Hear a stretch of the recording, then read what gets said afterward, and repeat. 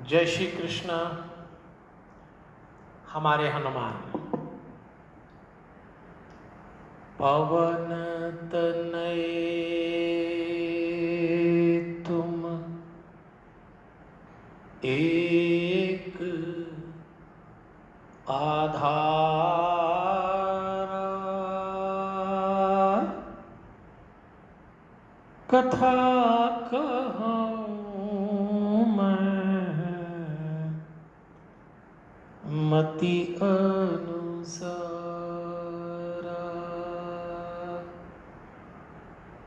वक्रतुंड महाकाय सूर्यकोटि समप्रभ निर्विघ्नं कुरु मे देव शुभकार्येषु शुभ सर्वदा। गुरुर्ब्रह्मा गुरुर्विष्णु गुरुर्देव महेश्वर गुरुर्साक्षात् परब्रह्म तस्मै श्री गुरवे नमः।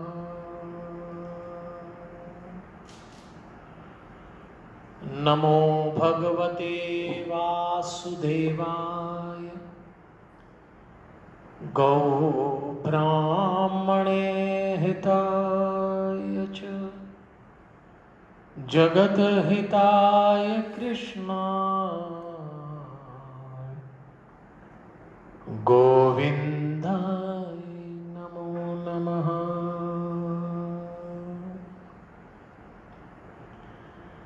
वसुदेवसुतं देवं कंसचाणूरमर्दनं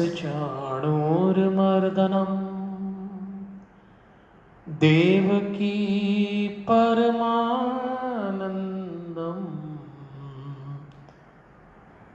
कृष्णं वन्दे जगद्गुरुं। कृष्णं वन्दे जगद्गुरुं। कृष्णं वन्दे जगद्गुरुं। नारायणं नमस्कृत्य नरं चैव नरोत्तमं देवीं सरस्वतीं व्यासं ततो जय मुदीरये। परमपिता परमेश्वर की बड़ी अनुग्रह भरी दृष्टि है और भगवान की असीम अनुकंपा है कि आज हम सब लोग श्रीमद् भागवत महापुराण के 16वें दिवस और पूर्णाहुति के दिवस पर प्रसंगों को जीवन से जोड़ रहे हैं। वैष्णव का परम धन, साधु संतों का चिंतन, विद्वानों का मनन, भक्तों का वंदन, भारत की धड़कन। ये महापुराण जब किसी पर परमात्मा प्रसन्न होते हैं, माता पिता की कृपा होती है, पितरों की दया होती है, सौभाग्य चरम पे होता है, तब भागवत कहना और सुनना मिलती है। आप लोग जहाँ भी विराजे हैं वहाँ प्रतिष्ठापित परमात्मा के प्रत्येक स्वरूप को वंदन करते हुए, देवलोकवासी स्वामी नारायण देव तीर्थ जी, स्वामी सत्यमित्रानंद गिरि जी को नमन करते हुए, जूना पीठाधीश्वर आचार्य महामंडलेश्वर स्वामी अवधेशानंद गिरि जी को वंदन करते हुए, भक्ति भारती माँ प्रेमा पांडुरंग जी का पावन स्मरण करते हुए, श्री रविशंकर महाराज रावतपुरा सरकार को नमन, परमधाम पधारे हुए पूज्य पिताजी वल्लभदास जी को वंदन और आप सबके भीतर बैठे हुए दिव्यात्मा को सादर प्रणाम करते हुए, जिस ग्रंथ की हम चर्चा कर रहे हैं उसकी पंक्ति पंक्ति में भगवान स्वयं उतरे हैं और उन्होंने कहा है, तू जान ले मैं कौन हूं, तू कौन है। हम 12 स्कंद 335 अध्याय और 18,000 श्लोक वाले इस ग्रंथ को सुनते सुनते 16वें दिन आ गए। 16 दिन हमने भागवत के विभिन्न प्रसंगों पर चर्चा की। प्रतिदिन हम मिलते रहे रात को 8 बजे। सुखदेव जी परीक्षित को कथा सुना रहे हैं, सूत जी शौनकादि ऋषियों को कथा सुना रहे हैं, और वो कथा हम और आप सुन रहे हैं। आपको याद होगा भगवान की उद्धव से वार्ता चल रही है।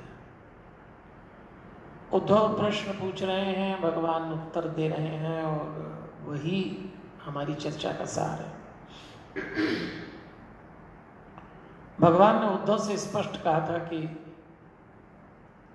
तेरे और मेरे बीच जो बातचीत होगी वही भागवत में उतर जाएंगे। संक्षेप में प्रश्न पूछ रहे थे, उत्तर दे रहे थे। 39 बातों का उत्तर 38 बातों में दे दिया। फिर 28 तत्व बताए।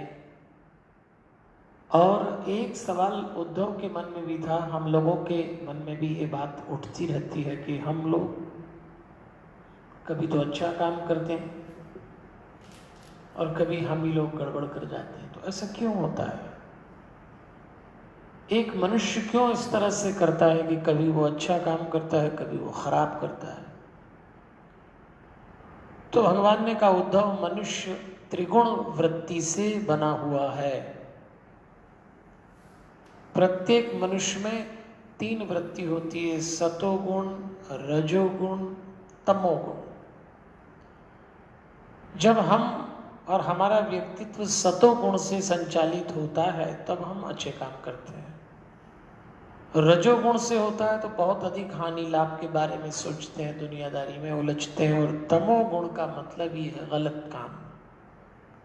अब आपका जो भी गुण हावी होगा, कम होगा, उसके अनुसार रिजल्ट मिलेगा। लेकिन एक बात ध्यान रखिएगा, जैसे एक जलते हुए दिए में अग्नि होती है, बाती होती है, तेल होता है और दिया होता है। कोई भी एक वस्तु हो तो दिया नहीं जलेगा, चारों की जरूरत है। ऐसे मनुष्य सोचे कि मुझ में केवल सत्वगुण रहे, तमो और रजो न रहे, वो भी संभव नहीं है। तो तीनों गुण रहेंगे तो जरूर, हाँ, इनका अनुपात, इनका रेशो कम और ज्यादा होता रहेगा। अब वो आपके ऊपर है। इसीलिए अच्छे से अच्छे मनुष्य का यदि जब तमोगुण हावी हो जाए तो भले से भला आदमी भी बुरा काम कर जाता है, क्योंकि उस समय उसका तमोगुण हावी था। और गलत काम करने वाले लोग भी कभी कभी अच्छा काम करते हैं, उस समय सतोगुण हावी था। और इसको ऊपर नीचे करने के लिए आप ही को प्रयास करना। उसके तरीके भी भागवत में विस्तार से जो मैं सुनाता रहा हूं। अभी हमको थोड़ा आगे चलना ना, भगवान का देवलोक गमन भी करवाना है अभी तो। और अब भगवान ने एक बात और बोली, मुझे मूर्ति पूजा बहुत पसंद है उद्धव। भगवान ने कहा, मुझे मूर्ति पूजा बहुत पसंद है। तो चलिए समझते हैं कि भगवान किस मूर्ति पूजा की बात कर रहे हैं। भागवत के अनुसार परमात्मा के विग्रह स्वरूप की 8 तरीके की मूर्तियां होती हैं। पहली होती है पत्थर की मूर्ति, दूसरी होती लकड़ी की मूर्ति, तीसरी होती धातु की मूर्ति, चौथी मूर्ति के बारे में कहा जाता है कि वो मिट्टी की बनी होती है, 5वीं मूर्ति चित्रित होगी, 6वीं बालू की होगी, 7वीं मनोमयी होगी, 8वीं मणिमयी होगी।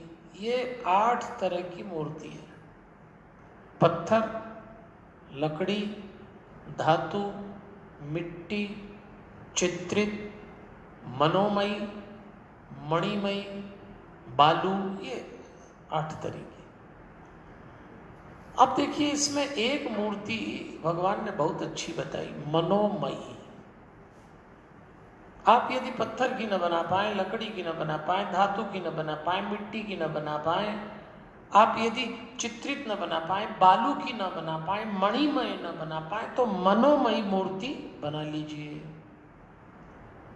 अपने मन में परमात्मा की छवि, विग्रह के स्वरूप को उतार लीजिए, तो वो भी एक मूर्ति का रूप है। कितनी स्वतंत्रता दी है भगवान ने। और भगवान ने कहा चल और अचल मूर्ति तो होती ही है। आज हम वैष्णव परिवारों में जितनी समस्याएं चल रही हैं, उसमें से एक समस्या ये भी है कि हम अपने घर में किस तरह की मूर्ति रखें। मुझसे अनेक लोग प्रश्न पूछते हैं, जो उत्तर मैं दे रहा हूं वो शास्त्रोक्त है, मेरे मन से तो कुछ नहीं कह रहा हूं, लेकिन सच तो ये, एक चल मूर्ति एक अचल मूर्ति। चल मूर्ति मतलब आप उसको कहीं भी ले जा सकते हैं, अचल मूर्ति स्थापित हो जाती है, फिर आप उसको ले नहीं जा सकते। ऐसे एक होती प्राण प्रतिष्ठित मूर्ति, एक होती है अभिमंत्रित मूर्ति।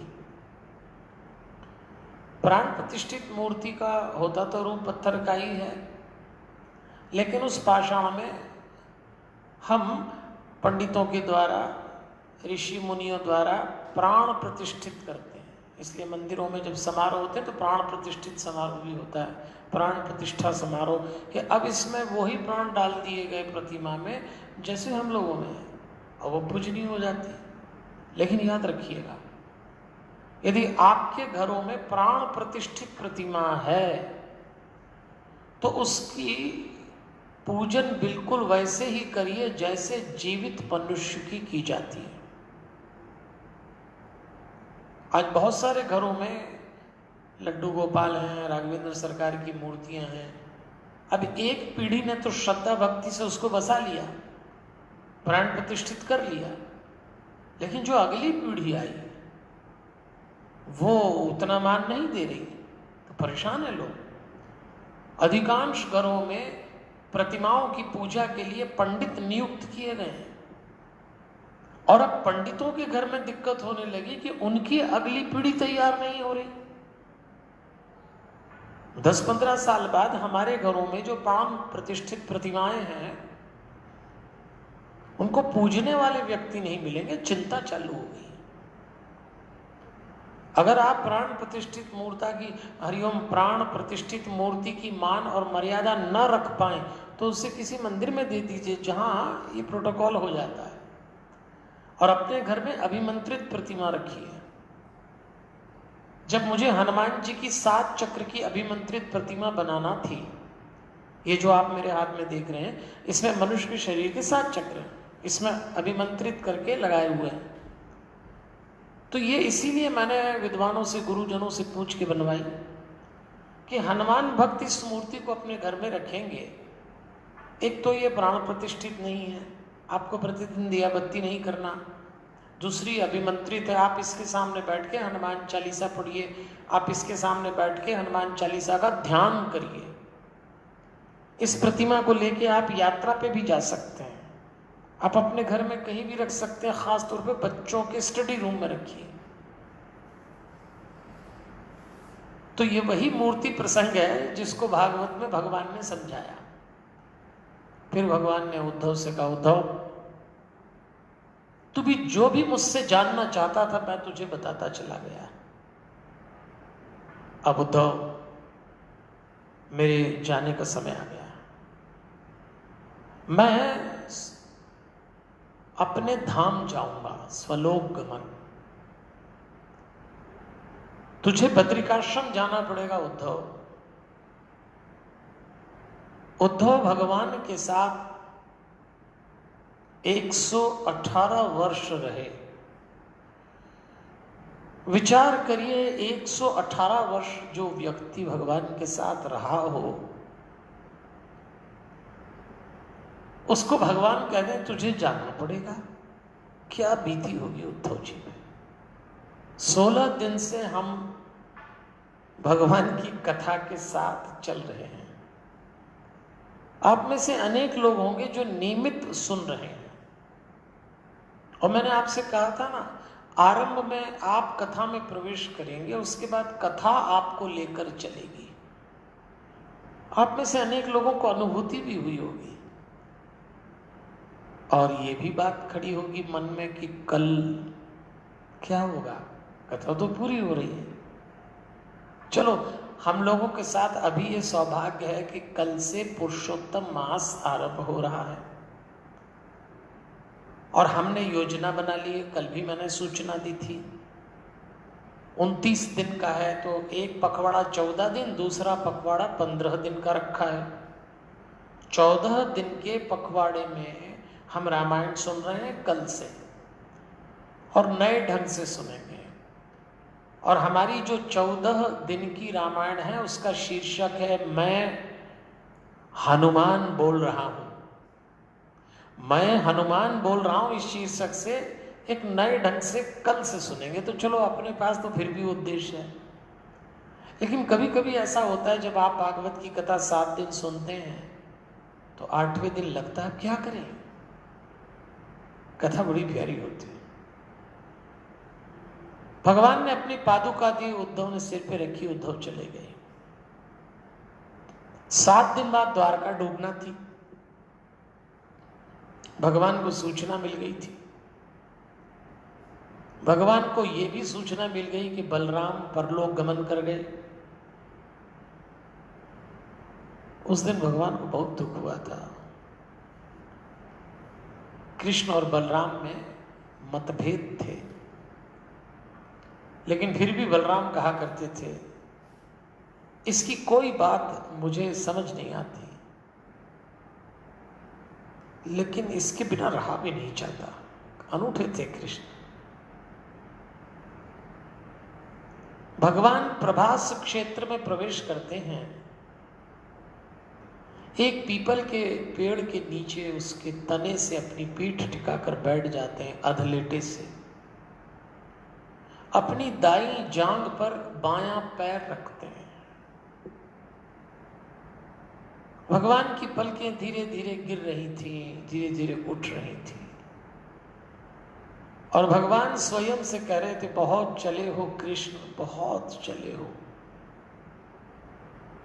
जिस दिन से, जिस घड़ी से जन्म लिया है, पहली सांस में ही पिताजी ने तुम्हें मां की छाती से ले लिया था। आधी रात को टोकरी से ले गए, मथुरा से गोकुल छोड़ा था। बस चलते चले जा रहे हो। खूब चले हमारे भगवान कृष्ण। अथक परिश्रम किया था। अपनों से अनेक बार धोखे मिले, अपनों से बिछुड़ना पड़ा। उद्देश्य था धर्म की संस्थापना। कोई कसर नहीं छोड़ी जीवन में। और जीवन के अंतिम समय में कुछ स्मृतियां ताजा हो जाती हैं। भगवान की पलकें झपक रही थी। याद आ रहा था कृष्ण, गांधारी ने शाप दिया था कि जीवन के अंतिम समय बिल्कुल ऐसे अकेले हो जाओगे जैसे आज मैं और धृतराष्ट्र हैं। हमारा वंश समाप्त हो गया, तुम्हारा भी हो जाएगा। भगवान मंद मंद मुस्कुरा रहे थे। कैसे लाया था मैं रुक्मणी को। 16,100 स्त्रियां जब नेत्रों में जल भर के मुझसे बोली क्या स्त्री होना अभिशाप है, मैंने उनको अर्धांगिनी होने का अधिकार दिया था। समाज की कई परंपराएं जो अनुचित थी मैंने तोड़ी। मूल्य स्थापित जीवन के लिए संघर्ष किया। कृष्ण, चलो समेटो, चलने का समय आ गया। भगवान हमसे कह रहे हैं भैया बचेगा कोई नहीं। जो भी आया है उसको जाना पड़ेगा। और उसी समय पास की झाड़ी में हलचल होती है। जरा नाम का एक शिकारी अपने धनुष पर, प्रत्यंचा पर तीर चढ़ाता है। विष बुझा तीर। न तो वो शिकारी जानता था और न ही वो तीर जानता था कि ये किसको जाके लगना है। उसने झाड़ी में से झांका तो भगवान के पग तले में से अंगूठे के निचला सिरा देखकर उसको लगा किसी हिरण की आंख है। ऐसे कोमल पैर थे भगवान के। शिकारी को तो हिरण पे शिकार करना था। उसने कान तक प्रत्यंचा खींची, तीर तैयार। भगवान मनी मन सोच रहे हैं मृत्यु आ चुकी है। देखिए भगवान हमसे कह रहे हैं मैं आया, मुझे भी जाना पड़ा। कृष्ण वो व्यक्ति थे जहां तक दृष्टि चली जाए सत्ताएं उनके चरणों में लौटती थी। वैभव पंक्ति बना के खड़ा रहता था, ऐश्वर्य लोट लगाता था, सफलता बार बार कहते अंगीकार करें महाराज अंगीकार करें। जय जयकार के घोष के साथ जिसकी सुबह होती हो, जब चलते थे तो मित्र और शत्रुओं की बड़ी फौज साथ में चलती हो, वो व्यक्ति जीवन के अंतिम समय में बिल्कुल अकेला। और भगवान कहा करते थे अकेले ही आना पड़ता है, अकेले ही जाना पड़ता है। एक साधारण से शिकारी के तीर से जाने की तैयारी इस महानायक की। मृत्यु तो निमित्त ढूंढती है। उसने छोड़ा तीर और उस महानायक के, उस महर्षि के, जिसने महाभारत जैसा महायज्ञ किया, जैसे ही अंगूठे में धसा, आह भगवान बोले हैं। शिकारी आया, उसने दृश्य देखा, धनुष फेंका, महाराज क्षमा करिए भूल हो गई, बहुत बड़ी भूल हो गई। मैं वैद्य लाता हूं, मैं जंगल से औषधि लाता हूं। भगवान ने उसका हाथ पकड़ के कहा जरा जाने दे भाई, जाने दे, बहुत हो गया। जरा रोने लगा तो भगवान ने कहा सुन, तू दोषी नहीं है, तू तो निमित्त है। कॉज अंग्रेजी में निमित्त को कहते हैं, कारण हिंदी में। मृत्यु को तो आना था, कोई ना कोई आधार चुनती है, तू है, अब जाने दे। भगवान का सारथी दारू ढूंढते हुए आया। भगवान ने कहा सब व्यवस्थाएं करो रानी की, अर्जुन को सौंपो। और भगवान अपनी लीला समेट कर चले गए। अपना पांचजन, अपनी गदा, वंशी, पंख, कड़ा, वैजयंती मणि, सशरीर भगवान प्रस्थान कर गए। जीवन भर जो व्यक्ति शोर से घिरा रहा हो, भीड़ से घिरा रहा हो, ऐसे चला गया। बस यहीं आके ग्रंथकार ने 11वां स्कंद समाप्त किया था। सुखदेव जी परीक्षित को सुना रहे हमारी कथा के नायक महाप्रयाण कर गए। 12वां स्कंद आरंभ हुआ। 12 स्कंद 335 अध्याय 18,000 श्लोक। मूल पाठ पंडित जी ने कल ही पूर्णाहुति की, पंडित राम शर्मा, पंडित लखन शर्मा जी ने। और 12वें स्कंद के आरंभ में ग्रंथकार ने कलयुग का वर्णन किया है।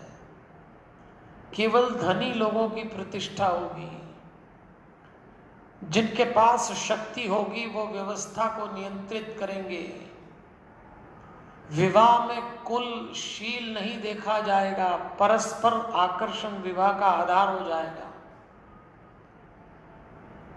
व्यवहार में सच्चाई चली जाएगी, छल और कपट को व्यवहार कुशलता माना जाएगा।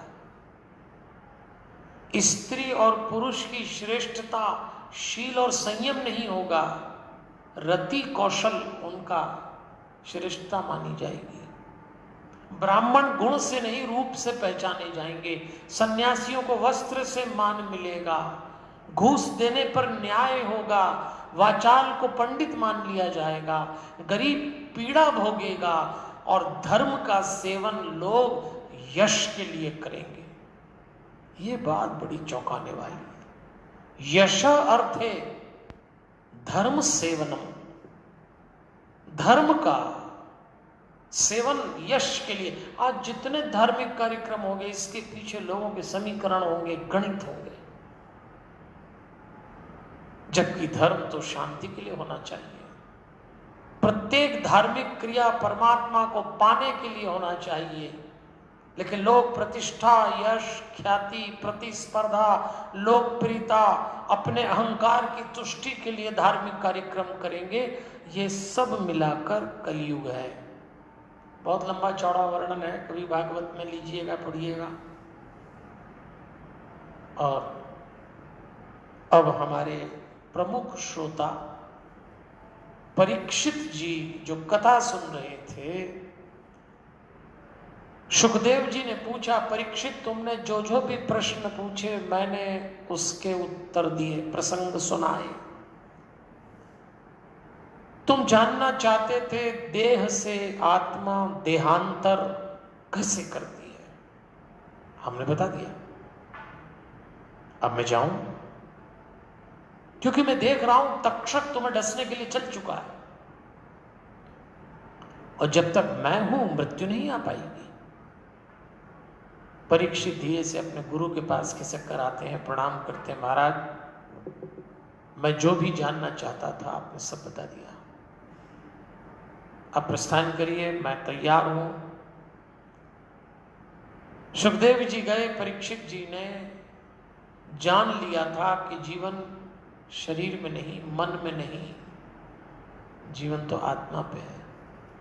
और आत्मा की जाने की विधि जो योग है, उधर तक्षक आया, रास्ते में कश्यप नाम का ब्राह्मण मिला, उसको धन दिया, वो विष उतारना जानता था। और भागवत में लिखा है ब्राह्मण का वेश धरकर तक्षक आया, उसने परीक्षित की देह को डसा, पर परीक्षित तब तक अपने गुरु से सीखे हुए वरदान, अपनी मां जब गर्भ में भगवान बचाने गए थे उत्तरा के, तभी वो ब्रह्मास्त्र से सुरक्षित थे, उनको स्पर्श था, भगवान का ज्ञान था, गुरु मिल चुके थे, तो उन्होंने आत्मा को बाहर किया, देह को डसा, तक्षक ने धू धू करके जल उठी। यहां एक पंक्ति आई है भागवत में छल से। भागवत में तो परीक्षित जी की देह कैसे गई ज्यादा विस्तार से नहीं है, लेकिन जब आप देवी भागवत पढ़ते हैं तो देवी भागवत में भी 12 स्कंद हैं, उसमें 318 अध्याय, इसमें 335।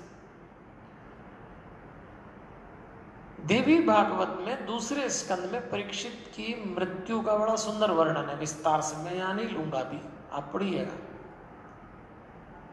और हमारी कथा के प्रमुख श्रोता भागवत जिनके कारण हम तक पहुंची, वो परीक्षित जी भी संसार से चले गए। हमको एक बात सिखा गए कि देखो जाना तो है, आर्ट ऑफ डाइंग। प्रतिदिन शरीर से आत्मा तक की यात्रा करिए, तो जिस दिन दिव्य यात्रा का समय आएगा आप होश में रहेंगे, आप अपनी आत्मा को शरीर से आसानी से अलग कर सकेंगे। यही मेडिटेशन है। ध्यान इसलिए करिए और प्रतिदिन करिए। परीक्षित के बेटे जन्मेजय ने सर्प यज्ञ किया, फिर महात्मा आता है, और फिर कहा कृष्णा प्राप्ति करम शश्वत प्रेमानंद फलप्रदम श्रीमद्भागवतम शास्त्रम कलोकीरेण भाषितम। ये जो भागवत है ना, ये कलयुग में कृष्ण प्राप्ति और प्रेम आनंद रूपी फल देने वाला है। तो आपने पिछले 16 दिनों से भागवत सुनी, प्रेम आनंद का फल देने वाला ये साहित्य है, शास्त्र है, कथा है। आपको फिर याद दिलाऊं, शांत होने के लिए व्यास जी ने इसका लेखन किया, शांत होने के लिए हमने श्रवण किया। तो आपसे मैं निवेदन करना चाहूंगा, खूब शांत रहिएगा, समय कठिन है, विचलित ना हो। कैसी कृपा है। चलो कोरोना का काल चल रहा है, पहले लॉकडाउन फिर अनलॉक और अब सब खुल गया। आप जिस भी शहर में रहते हो, हर शहर की एक ही कहानी है, खतरा बढ़ रहा है, खतरा बढ़ रहा है। आप अपने आप को सुरक्षित रखिएगा। देह को सुरक्षित रखने का काम आपका है। आत्मा का भोजन कराने की जिम्मेदारी मेरी है। मैं रोज शाम को 8 बजे आपके लिए कुछ ऐसा लाऊंगा जो आपकी आत्मा का भोजन है। आप जब लॉकडाउन में थे तो कई लोग डिलीवरी बॉय से भोजन बुलवाते थे ना, तो मैं आपकी आत्मा के भोजन का डिलीवरी बॉय हूं। आप ऑर्डर करिए, मैं लेके आऊंगा और ला रहा हूं और लाता रहूंगा, क्योंकि मुझे ऐसा लगता है मेरे पास जो आपको देने के लिए है वो मैं दे दूंगा। हमने शांतम जब बनाया 1 वर्ष हो गया, 19 अप्रैल को। देखो लीला, हमने सोचा था इसका वार्षिक उत्सव धूमधाम से मनाएंगे, पर 22 मार्च से लॉकडाउन हो गया। वो सोचा भी नहीं था। अभी तो निर्माण कार्य पूरे नहीं हुए थे, अभी तो उधारी चुकाना थी लोगों की। और फिर सोचा था इसको खूब अच्छे से करेंगे और विश्व का पहला हनुमान चालीसा का मेडिटेशन का सेंटर स्थापित होगा। लोग आएंगे जिन्हें शांति की तलाश है। 6 महीने हो गए, वो उद्देश्य शायद नहीं हो पाया पूरा। कोई बात नहीं, कोई बात नहीं, जो कर सकते हैं वो अच्छा करिए।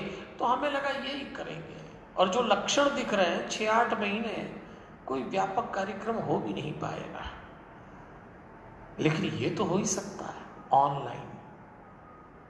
तो आप खाना बुलवाते होंगे ऑनलाइन, सामान बुलवाते हैं, तो हम आपको प्रसन्न रहने का सामान डिलीवर करेंगे। आप ऑर्डर करिए। हम आपको आपकी आत्मा का भोजन देंगे, आप ऑर्डर करिए। मुझे तो इस समय डिलीवरी बॉय की नौकरी बहुत अच्छी लग रही है, कम से कम यही से, और तो कुछ कर नहीं सकते। शांतम में सब बंद है। जो व्यक्ति 1 महीने में 28 दिन 30 दिन कथा करता हो, उसने 6 महीने में कथा ही ना की, तो कुछ तो करना पड़ेगा भाई। यही बहुत अच्छा लगा। तो कल से पुरुषोत्तम मास है, मैं हनुमान बोल रहा हूं। 14 दिन, 2-2 दिन के 7 सेट बना लिए। पहले 2 दिन रावण के हनुमान जी से संबंध, फिर विभीषण जी की, और पूरी राम कथा आ जाएगी। मैं हनुमान बोल रहा हूं, हनुमान जी से सुनेंगे। और उसके बाद 2 अक्टूबर से 16 अक्टूबर तक जो अगला पखवाड़ा 15 दिन का होगा, उसमें हम भगवान कृष्ण के 3 स्वरूप की चर्चा करेंगे। जय कन्हैया लाल की। भागवत के कृष्ण, गीता के कृष्ण, महाभारत के कृष्ण, 5-5 दिन, तो 15 दिन हो जाएंगे।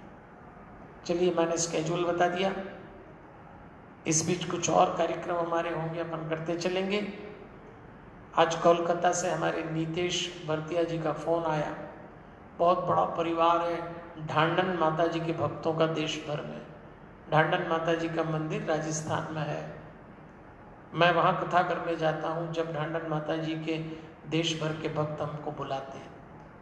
तो उन्होंने लगभग हमारी ऑनलाइन एक कथा तय की है 5 दिन की। संभवतः अगर सब ठीक रहा तो 12 अक्टूबर से 16 अक्टूबर ऑनलाइन करेंगे। समय थोड़ा हमारा जो समय से पहले होगा, तो वो भी आनंद आएगा। तो ऐसे कुछ न कुछ नया नया करते रहेंगे। भागवत की पूर्णाहुति पे परमात्मा से प्रार्थना करता हूँ आपके जीवन में यश, मंगल, कीर्ति हो। आज भगवान से निवेदन करता हूँ कि मेरे जीवन में जो जो भी सुख आए हैं वो सब आपके जीवन में आए, और मेरे जीवन में जो जो भी दुख आए हैं वो एक भी आपके जीवन में ना आए। कल हम मिलेंगे रामायण के साथ, रामकथा के साथ। संत महात्मा विद्वानों से निवेदन करता हूं, मेरी बाल वाणी में कोई भूल हो गई हो, कोई चूक हो गई हो, कोई ऐसी बात मैंने कह दी हो जो आपकी गरिमा के अनुकूल न हो, मैं तो छोटा सा विद्यार्थी हूँ, क्षमा कर दीजिएगा। उद्देश्य शास्त्र के माध्यम से अपना ज्ञान और प्रतिष्ठा स्थापित करना नहीं है। उद्देश्य है शास्त्र के माध्यम से शांति प्राप्त हो जाए, अपने भक्त होने को भाव मिल जाए, परमात्मा की अनुभूति हो जाए। आज इसको यहीं विराम देते हैं। दुनिया बड़ी है, गोल है, फिर मिलते हैं। जय श्री कृष्ण। हमारे हनुमान, हमारे हनुमान।